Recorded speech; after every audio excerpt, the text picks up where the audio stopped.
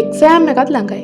හැබැයි තාම ඔයා පාඩම් කරලා ඉවර නැති වෙන්න පුළුවන්. ඒ වගේම මුළු පොතම ආයි කියවන ටයිම් එකකුත් නැහැනේ. ගොඩක් අය මේ වෙලාවට කරන්නේ ෂෝට් නෝට් එකක් හදන්න යන එක. හැබැයි ඔයා මේ දේ දන්නේ නැතුව ඇති. 90%ක්ම කරන්නේ ෂෝට් නෝට් එකක් හදනවා කියලා මුළු පොතම ආයෙත් ලියන එක. ඒකෙන් ඔයාලගේ කාලේ නාස්ති වෙනවා වගේම ඒක ෂෝට් නෝට් එකක් හදන හරිම ක්‍රමෙත් නෙවෙයි. ඉතින් අද මම මේ වීඩියෝ එකෙන් ඔයාලට කියලා දෙනවා විද්‍යාත්මකව ඔප්පු කරපු ක්‍රම පාවිච්චි කරලා එක්සෑම් එකට කලින් ෂෝට් නෝට් එකක් හදන්නේ කොහොමද කියන එක. ඒ වගේම ඔයා මගේ channel එකට අලුත් කෙනෙක් නම් දැන්ම channel එක subscribe කරලා තියාගන්න. මුලින්ම ඔයා කරන්න ඕනි A4 කොළ. එතකොට ඔයාලට අවශ්‍ය ඕනෑම කොළයක් මේකට පාවිච්චි කරන්න පුළුවන්.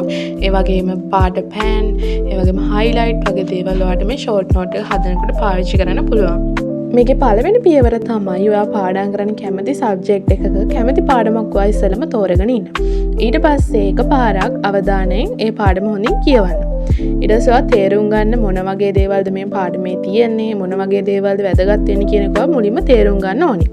ඊට පස්සේ ඔයා කොලේ අරගෙන ඔයාට හිතනවා නම් මේ දේ මට අමතක වෙයි, මේ දේ මට වැදගත් වෙයි කියලා ඒ කරුණු ටික බුලට් පොයින්ට් විදිහට ඔයා ලියා ගන්න ඕනි. ඒකට ඔයාලට පුළුවන් පාට පෑන්, highlight වගේ දේවල් use කරන්න. ඉතින් මේ විදිහට ඔයා පළවෙනි පියවර කරන්න ඕනි. ඔයා ලියන්න ඕනි එක්සෑම් එකට වැදගත් වෙන වචන, සමීකරණ, නිර්වචන වගේ දේවල්. ඉතින් ඔයාලට නිතරම අමතක වෙන තැනක් තියෙනවා නම් ඒක ඔයාලට එක්සෑම් එකට වැදගත් වෙයි කියලා හිතනවා නම් ඔයා ඒව ලියා ගන්න ඕනි. ඒ වගේම තමයි ගොඩක් අය කරන වැරද්දක් තමයි ෂෝට් නෝට් එකක් හදනකොට පොතේ තියෙන හැම කරුණක්ම ඒ විදිහටම ලියන එක. ඒක වැරදි. ඔයා සිංහල රචනාවක් ලියනවා වගේ ෂෝට් නෝට් එකේ ඒක ලියන්න ගියොත් ඒ වැඩේ සාර්ථක වෙන්නේ නැහැනේ. ඒ වෙනුවට ඔයා බුලට් පොයින්ට් විදිහට කරුණු ලියන්න පුරුදු වෙන්න. ඒ වගේම ඔයාට ඊතල, රූප සටහන් වගේ දේවල් පාවිච්චි කරනවා නම් ඔයාට මේක ඉතාමත් හොඳින් මතක තියාගන්න පුළුවන් වෙනවා. ඒ වගේම වැදගත් දෙයක් තමයි ඔයා ෂෝට් නෝට් එකක් හැදුවට පස්සේ ඒක පැත්තකින් තියලා තිබ්බට පාඩම මතක හිටින්නේ නැහනේ.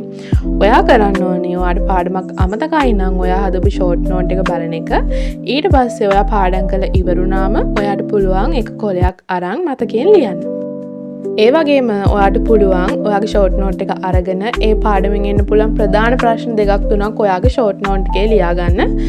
ඊළඟ පාර ඔයා නෝට් එක බලද්දි නෝට් එක වහලා ඒ ප්‍රශ්නෙට උත්තරේ හිතින් මතක් කරගන්න නැත්නම් ලියන්න. ඉතින් මේ ක්‍රමයෙන් ඔයාලට ලේසියෙන් පාඩම් මතක තියාගන්න පුළුවන් වෙනවා. එතකොට එක්සෑම් එකට ගියාමත් අපිට ඒ ප්‍රශ්නයක් ආවම ඒකට ලේසියෙන් උත්තර ලියා ගන්න පුළුවන් වෙනවා. ඉතින් මේ ක්‍රමෙත් ඔයා try කරන්න. ඔයාටත් පුළුවන් මේ ක්‍රම පාවිච්චි කරලා ඔයාගේම කියලා ෂෝට් නෝට් එකක් හදාගන්න. මේක ඔයාලට ගොඩක් උදව් වෙයි. ඒ වගේම මේ වීඩියෝ එක වටිනවා නම් ඔයාගේ යාළුවන්ටත් බලන්න ෂෙයා කරන්න. තවත් මේ වගේ වීඩියෝ එකකින් හම්බ වෙනකන් ගිහින් එන්නම්. බයි.